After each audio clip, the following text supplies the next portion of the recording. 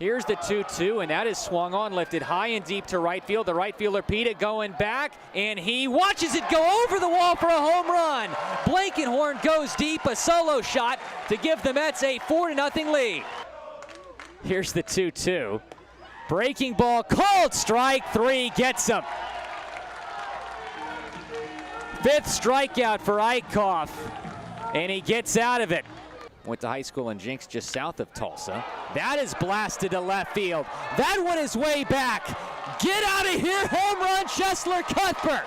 His 10th home run of the year, and it's the 3rd home run in the 4th inning for the Mets. They lead 3-0. Payoff pitch is upcoming from Akeem Bostic to Daniel Polka, who is the home run leader on this Rochester team.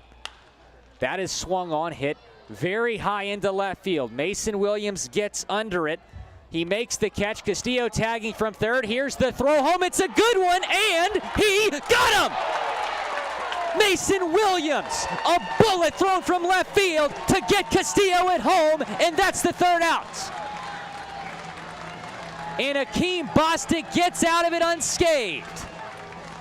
3-0 plates, middle of the 6th on the score 1260 and MILB.TV. Wow! Back here at NBT Bank Stadium for the bottom of the 6th inning. Salt City leads Scranton Wilkes-Barre 4-2 here on Salt City Mets night.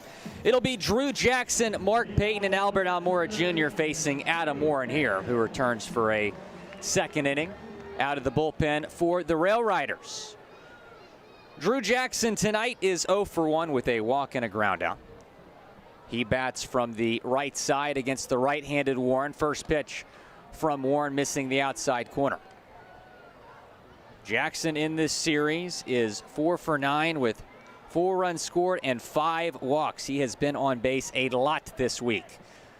The 1-0 fastball cut on and missed. Count shifts to 1-1. Jackson in the 9-hole tonight. He's a guy that can really hit anywhere in this Syracuse lineup. 1-1 pitch is looked at for a ball low.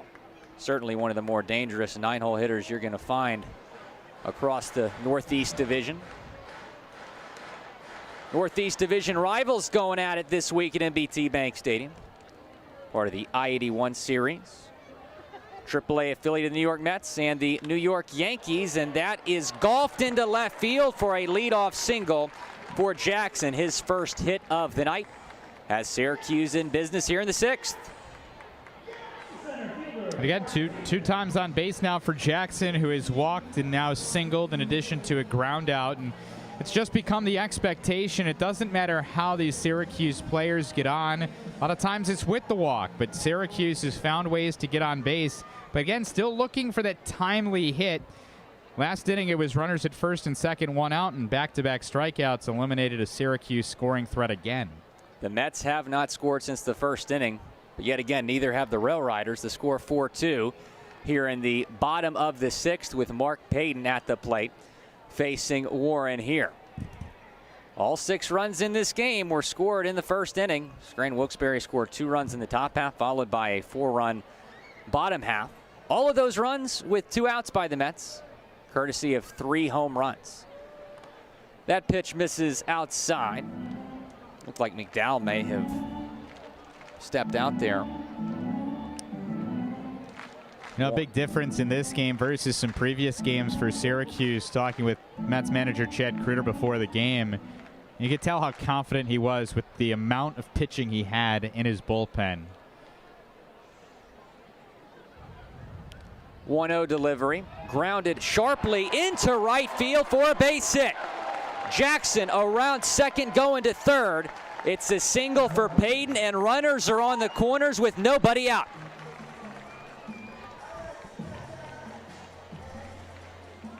Yeah, a hard-struck ball hit to the left side, and I think it was tough for Wagner. May have read it wrong off of the grass, but he definitely had to range over and attempt to make that play, and the ball just, whether it was out of his reach or ended up under his glove. Again, the lip of that grass sometimes can deceive some fielders, and you know, you hit the ball, you put the ball in play, you hit it hard, and good things happen. And now Syracuse in a great spot here with Almora up.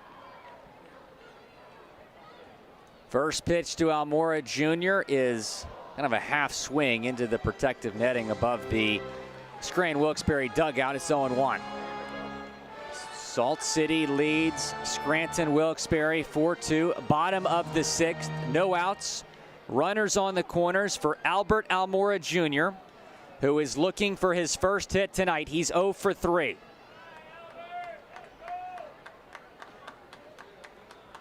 Here's the 0-1 delivery, and that is sent into the gap in right center field. It's down. Coming home is Jackson. He scores. Going to second is Almora Jr. It is an RBI double, and the Mets back on the board after a couple scoreless frames. They lead 5-2. Finally, Almora breaks through. He'd been 0 for 3. Had some hard hit balls, but finally one finds the gap. And you know with Almora, it's only a matter of time before one of those balls ends up as a hit. And Adam Warren again, it's his second inning that comes back to haunt him. It was 2 scoreless innings on Wednesday, but that second inning, Syracuse had loaded the bases, and Doug Davis already sensing some inconsistent pitching here from Warren in his second inning out of the bullpen has taken Warren out of the game, and the Rail Riders making this call to the bullpen. We'll tell you the new pitcher is for Scranton Wilkes-Barre when we come back. Syracuse leading Scranton Wilkes-Barre 5-2, bottom 6, looking for even more runs here. You're listening to Mets Baseball on the Score 1260 and MILB.TV. Back here at MBT Bank Stadium, we're in the bottom of the 6th inning. The Mets lead the Rail Riders 5-2. Syracuse has already done damage here in the frame with an Albert Almora Jr. RBI double.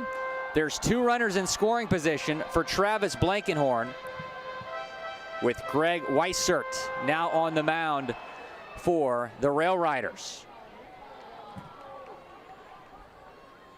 The 6'2", 215-pound right-handed pitcher. First pitch to Blankenhorn, taken for a ball outside. Will Scott, Michael Tricarico with you here on the Score 1260 and MILB.TV. Blankenhorn is 1 for 3.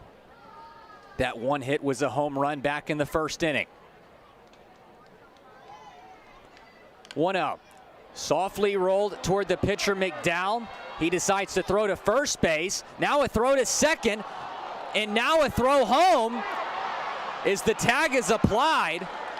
And Scranton Wilkes-Barre, a couple members of the Scranton Wilkes-Barre team are conversing.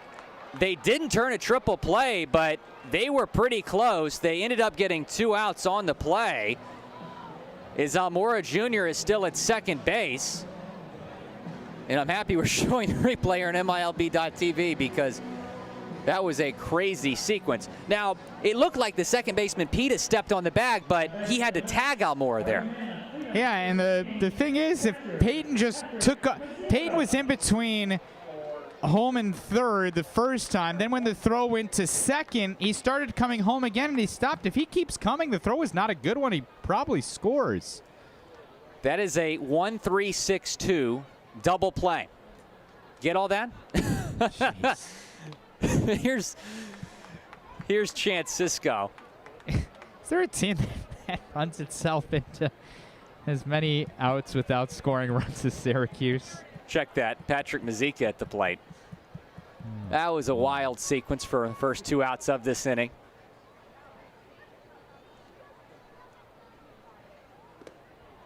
It's in there for a strike, and that's just kind of a gift for a pitcher like Weissert, who comes in a tough spot, no outs, 2 runners in scoring position, and to get kind of a funky double play like that, he'll take it. No question about that. Trying to limit the damage here in the 6th. The 1-1 in there for a strike. Outside corner. Syracuse scored a run earlier this inning off an Albert Almora Jr. RBI double.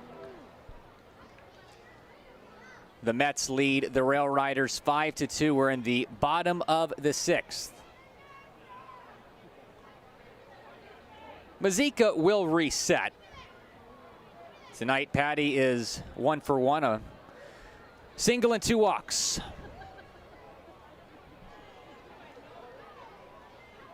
Weissert looks back at second. Now throws home. Called strike 3. And that does it for the Mets in the bottom of the 6th. They score 1 run. Probably could have been a lot more. But nonetheless, Salt City leads Grand Wilkes-Barre 5-2, going to the 7th on the Score 1260 in MILB.TV.